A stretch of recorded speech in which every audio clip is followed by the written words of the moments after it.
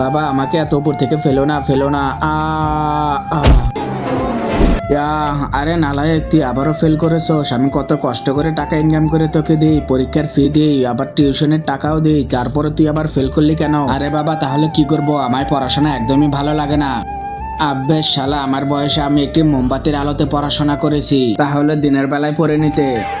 আব্বে শালা, আমার বাপ যদি আমাকে এতই সুবিধা দিত, বই আর খাতা এনে দিত, তাহলে আমি পড়ালেখা করে আইপিএস হয়ে যেতাম, এত গরিব থাকতাম না, অনেক বড়লোক থাকতাম। আমি পড়তে পারি না তো কি হয়েছে, আমি আমার বাপকে আবার পড়াবো, পরে আইপিএস বানাবো এবং বড়লোক হয়ে যাব। সায়েন্টিস্ট, আমাকে সময়ের পিছনে পাঠাও। কত সময় পিছনে? যখন আমার বাবা জোয়ান আছিল। যাও, খুলে গেছে টাইম মেশিন।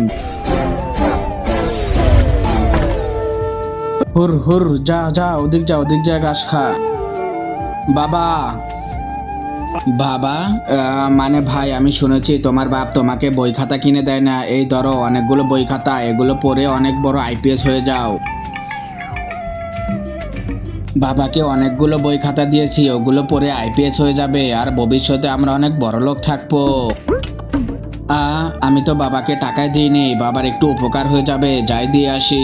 কিন্তু তার আগে তোমাদের কাছে সবচেয়ে দামি কোনটা, এক বস্তা টাকা নাকি বাবা মা? যদি আমার মতো বাবা মা হয়ে থাকে তাহলে ভিডিওতে একটি লাইক করে চ্যানেলটিকে সাবস্ক্রাইব করো, আর যদি কিছুই না করো তাহলে ভেবে নিব তুমি তোমার মা বাবাকে একদমই ভালোবাসো না। 1 2 3, এই নদীতে শুধু আমারই নৌকা থাকবে। আরে ভাই, এতগুলো বই খাতা কোথায় পেলি? আরে একটি পাগল লোক এসেছিল, এসে বই খাতা দিয়ে বলে, এই নাও পড়াশোনা করে আইপিএস বানো। আরে কচু, আমি খেলার বয়সে আমি পড়াশোনা একদমই করব না।